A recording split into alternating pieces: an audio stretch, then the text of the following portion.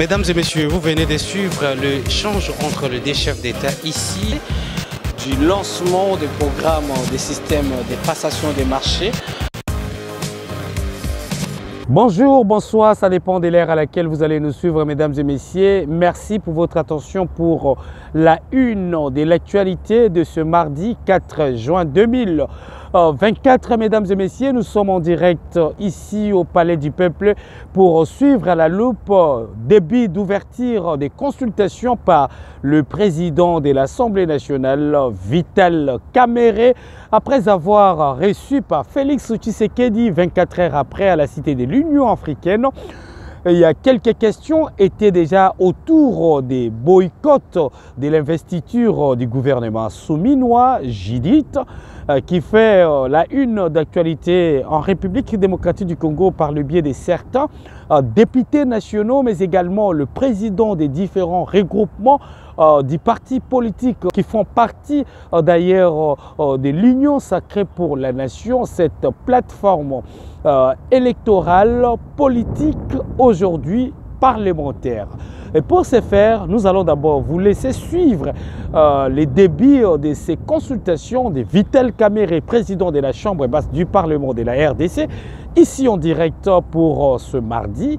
Nous allons également vous laisser suivre les réactions à l'issue des échanges avec le président des différents regroupements politiques qui font partie de la majorité parlementaire du président Félix Tshisekedi de ses seconds mandats. Nous allons vous laisser suivre le déroulement de ces échanges entre Vital Kamerhe et les différents présidents des regroupements politiques à l'issue de leurs échanges ici dans la salle du banquet à l'Assemblée nationale de la République démocratique du Congo. Suivez, on va juste revenir pour chiter avec vous ensemble. Parlementaires qui ont été créés au sein de plateforme PEP-AAP viennent d'être reçus par l'honorable président de l'Assemblée nationale, assisté de l'honorable rapporteur, pour préparer l'investiture du gouvernement souminois qui va intervenir incessamment. Après avoir entendu Monsieur le président de l'Assemblée nationale et avoir échangé avec lui sur les différents points de détail concernant ce gouvernement de la première ministre souminois, nous avons convenu que nous donnerons notre aval au programme que la première ministre va nous présenter lorsqu'elle viendra à l'Assemblée nationale et subséquemment procéder à l'investiture de son gouvernement. Mais l'essentiel que vous devez retenir, c'est que les deux groupes parlementaires qui appartiennent à l'Union sacrée de la nation vont procéder à cette investiture à l'unanimité, sans aucune hésitation. Du président de l'Assemblée nationale sur ses contacts avec la Première ministre et puis le chef de l'État. Et nous, en tant qu'une majorité qui appartient au chef de l'État, on ne peut pas non plus nier qu'il y ait des mécontentements. Il y en a eu, et il y en a aussi beaucoup. Nous espérons que les erreurs qui ont été décriées ici et là dans la famille politique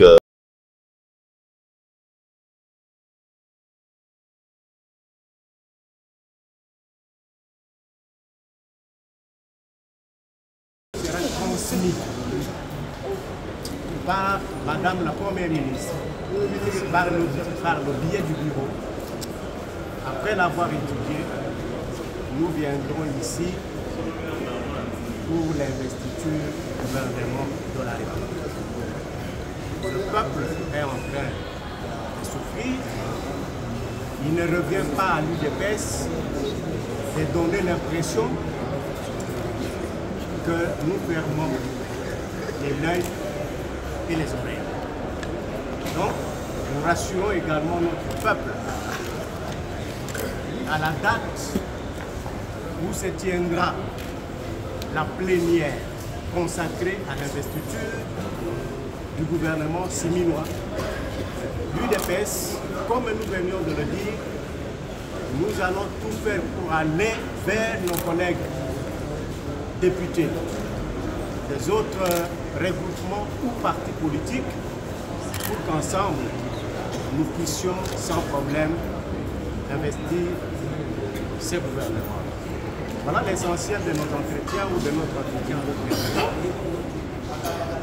à qui nous disons une fois de plus sincèrement merci pour l'initiative. Merci au nom de tous les collègues, comme je l'ai dit, présents, ou ceux qui se sont abstenus ou qui ont été empêchés pour participer à cette réunion. Merci beaucoup, monsieur le président. Merci, merci beaucoup. Merci. Merci. Merci beaucoup. Bonjour, monsieur. Nous avons été reçus pas par le président de l'Assemblée nationale, mais par les bureaux de l'Assemblée nationale. Comme vous le savez, le gouvernement a été publié et bientôt là, son investiture va devoir intervenir. Il y a eu certaines petites langues doucereuses qui cherchaient à manipuler l'opinion, disant que les députés ne vont pas investir les gouvernements Judith. Nous avons dit que nous ne pouvons pas accepter que de telles rumeurs, qui du reste sont faux, puissent ternir l'image de notre famille politique. Comme vous le savez, le Congo fait face à plusieurs défis. Et le grand défi, c'est la sécurité à l'est, à Beni, à Massissi, à Rutshuru et ailleurs. Pensez-vous que moi qui suis élu de Beni, je peux vraiment accepter que le gouvernement ne soit pas investi, alors qu'il y a mes compatriotes, mes électeurs qui meurent tout le jour à Beni? J'ai intérêt à ce que ces gouvernements soient investis, en fait que les ministres, chacun dans son domaine, puissent prendre ses responsabilités pour que les Congolais puissent vivre à paix, pour que ceux-là qui sont appelés à gérer le secteur du travail, emploi, qu'ils puissent avoir une bonne politique dans ces domaines-là pour donner les Congolais l'essentiel, le nécessaire de leurs compétences. Que donc nous sommes pour l'investiture du gouvernement et nous sommes là pour dire que c'était des faux rumeurs, des frustrés. Vous savez, dans un gouvernement de presque 55 membres, tout le monde ne peut pas se retrouver. Nous sommes plus de 80 millions de Congolais. Il n'y a pas de super Congolais que les autres. Ce n'est pas parce qu'on est au Parlement qu'on est plus intelligent que ma grand-mère qui est restée au quartier. Que donc, par moment, il faut savoir se dépasser et donner la chance à ceux-là qui ont eu à être choisis de jouer bien leur rôle. Et puis, on ne peut que les juger à la fin. On ne peut pas parler du mandat, mais on ne peut que les juger par leur travail.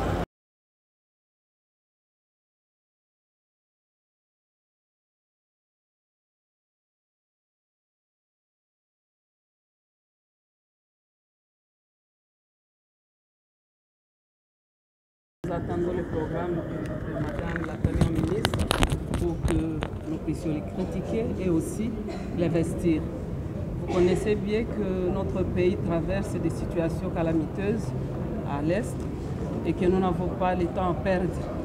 Nous avons vraiment à travailler pour que le gouvernement soit investi et donner aux institutions à faire vraiment l'occasion de travailler pour que le peuple congolais puisse se retrouver. Oui, en fait, nous attendons que le gouvernement dépose son programme à l'Assemblée nationale et que, par la suite, nous puissions prendre part à ce programme, le critiquer et aussi l'investir, bien évidemment. Nous savons qu'avant la rentrée, avant que la session ne prenne fin le 15, nous aurons déjà investi ce gouvernement.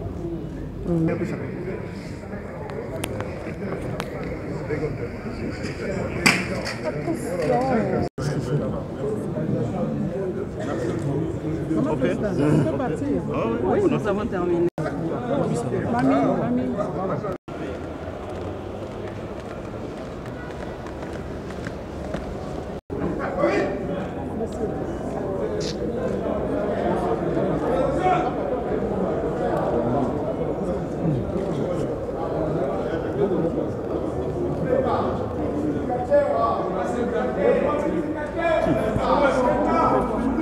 Le président accompagné des membres du bureau de l'Assemblée nationale, d'abord c'est pour faire le point de la situation politique du pays notamment en ce qui concerne l'investiture du gouvernement tel que nommé par le président de la République. Et nous sommes très réconfortés par ce qu'il nous a dit. En premier lieu, nous avons dit qu'effectivement il y avait des problèmes puisque nous ne pouvons pas nous les cacher. Les noms proposés par notre regroupement n'ont pas été retenus, sauf un seul nom comme ministre et un seul nom comme vice-ministre que nous n'avions même pas proposé comme vice-ministre. Nous l'avions proposé comme ministre. Nous, quand nous avions transmis nos noms respectaient les équilibres géopolitiques, notamment par rapport aux groupes tels que nous concevons au niveau de nos deux regroupements, c'est-à-dire la production des élus au niveau des provinces et surtout les espaces géographiques. De la manière dont nous avions transmis nos noms, nous savions très bien que ça ne faisait objet d'aucun débat et que ça allait être pris en compte tel que nous les avions transmis. Nous avons été surpris quand nous avions suivi tous la publication du gouvernement, mais en définitive, nous disons c'est notre pays. Les querelles de postes ne doivent pas nous faire perdre l'idée selon laquelle le peuple est dans une souffrance indescriptible. Et donc, nous ne pouvons pas nous permettre de plonger le pays dans une crise institutionnelle. Voilà pourquoi nous, AAUNC et AVK, forts de nos 38 députés, nous disons que le gouvernement souminois sera mis en place et nous allons voter pour l'investiture du gouvernement pour que ce gouvernement se mette rapidement au travail.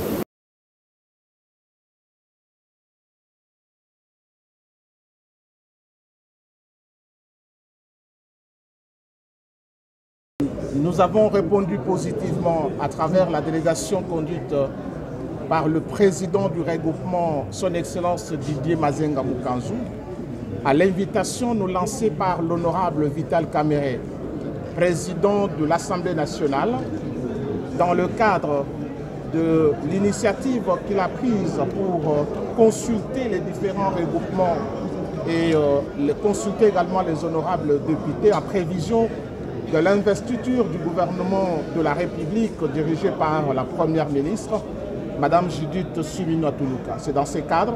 Et donc pour le Parti Lumumbiste Unifié et le regroupement AAC Palou, il n'y a pas de complications. Nos députés voteront positivement pour l'investiture du gouvernement parce que les programmes que Madame va exécuter traduisent la vision de son Excellence Félix Antoine Tshisekedi Tshilombo, une vision centrée sur l'amélioration des conditions d'existence des citoyens congolais.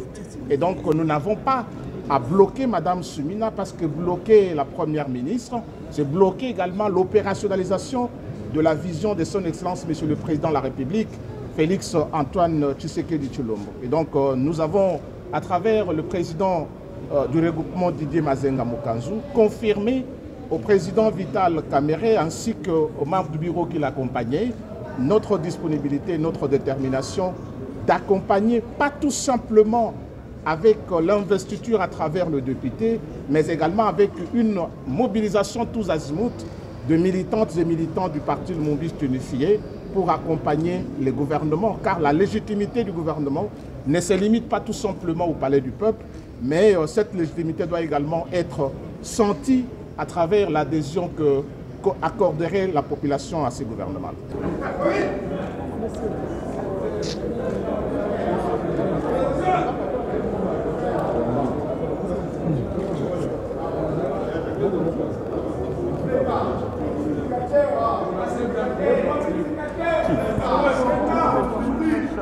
Donc je suis très heureux aujourd'hui parce que les hommes sont faits pour affronter des défis.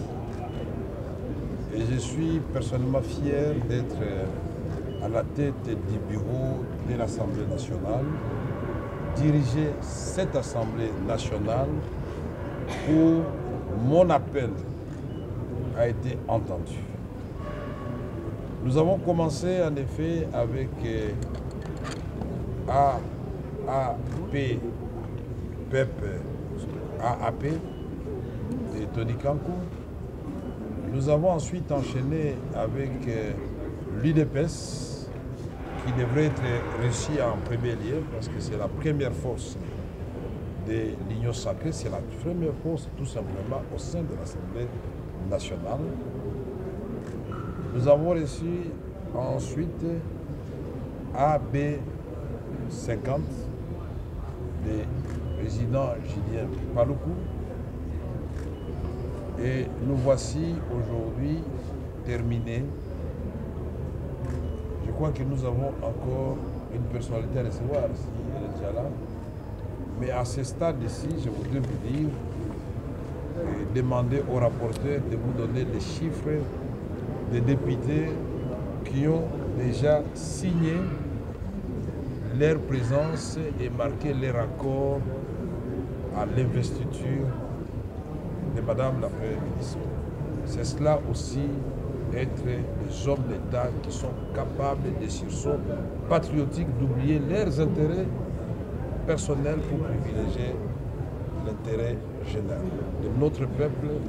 Je ne reviendrai pas sur la question à tout moment qui souffre non seulement par la guerre nous imposée, l'insécurité presque généralisée, mais la pauvreté endémique. Et tout cela, nous devons rapidement mettre en place le gouvernement de la République pour que ce dernier puisse répondre aux attentes de notre population sous le leadership de son Excellence, Monsieur le Président de la République, Félix Antoine Tshisekedi Tshilombo. Je le remercie de m'avoir reçu hier et accepter mes propositions et me donner des orientations pour finaliser cette démarche. Demain, nous poursuivons avec d'autres regroupements, pas des moindres. Jusque-là, nous n'avons pas encore reçu les regroupements de son Excellence, Monsieur le Premier ministre Samba Lukonde, les regroupements du président du Sénat honoraire, Fossé Bahati, les regroupements de Jean-Pierre Bemba, les regroupements de Fifi Masuka. Je vais vous en citer une dizaine, c'est pour vous dire que ça sera extraordinaire la moisson et ça c'est la main de Dieu. Nous disons merci à tous les honorables députés qui continuent à nous faire confiance et qui, par leur démarche, sont en train effectivement de redorer non seulement l'image de l'Assemblée nationale, mais la dignité du député national qui mérite respect. Le 10 ou le 11 mai, le programme doit nous être transféré, doit nous être déposé 2 jours avant, on le reproduit par les bureaux des rapporteurs, de telle sorte que chaque député national puisse venir récupérer sa copie et s'en imprégner pour l'enrichir, le critiquer positivement et au besoin l'enrichir. Parce que chaque député est élu dans un fief donné. Il n'est pas interdit de parler des autres contraintes de la République parce qu'ici, ce n'est pas ces débats démocratiques que nous allons enrichir le programme de Madame la Première ministre. Micro. Pour la journée d'aujourd'hui, nous avons reçu le PEP-APEP, AAP, l'UDPS, AB50 et l'UNC. L'ensemble des députés reçus, ça nous donne 190 députés, ce qui est un chiffre important. Ce que je voudrais surtout dire, c'est qu'il faudra que vous, la presse, vous puissiez nous aider à ce qu'on ne véhicule pas des fake news, dire que les députés demanderaient de l'argent. Non. Les députés est le représentant du souverain primaire, donc il parle au nom du peuple. Nous savons que nous avons la mission d'approuver le programme du gouvernement et d'investir le gouvernement. Donc le gouvernement a été nommé par le président de la République. Nous attendons le dépôt de son programme qui sera soumis à la discussion pour voir la cohérence et comme tous les députés l'ont dit, ils vont l'investir parce que c'est le programme de la majorité, c'est le gouvernement de la majorité. Donc nous devons rester dans un esprit républicain. Notre pays, comme le président l'a dit, a d'énormes défis, des défis sécuritaires, les défis de pauvreté, les défis de construction des infrastructures. nous ne pouvons pas nous permettre d'inventer des crises institutionnelles fictives. Nous allons travailler et les députés sont déterminés à travailler pour que ces pays retrouvent ces lettres de noblesse. Très chers téléspectateurs, merci pour votre attention. Vous étiez très nombreux à nous suivre pour cette nouvelle édition d'informations sur votre groupe média Top 243 News en direct de Kinshasa, capitale de la République démocratique du Congo. Vous étiez très nombreux à nous suivre dans ces nouveaux numéros d'actualité ici dans la soirée de ce mardi 4 juin 2024. Il était question ici de comprendre avec vous ensemble les débuts des consultations par le président de l'Assemblée nationale, Vital Kamerhe, avec tout son bureau, avec les différents membres des regroupements politiques qui font partie de la majorité parlementaire. Ce n'est rien d'autre que l'Union sacrée pour la nation, une initiative de Félix Tshisekedi, le président de la République démocratique du Congo, 24 heures après avoir été reçu par Félix Tshisekedi dans la cité de l'Union africaine, le président de la Chambre basse, suivi également du président du bureau d'âge de la Chambre haute du Parlement de la République du Congo. Il était question ici pour ce mardi d'entamer une étape des consultations avec le président des différents regroupements politiques qui sont majoritaires ici à l'Assemblée nationale de la RDC pour dégager la question autour des boycotts d'investiture du gouvernement Judith Suminwa Tuluka.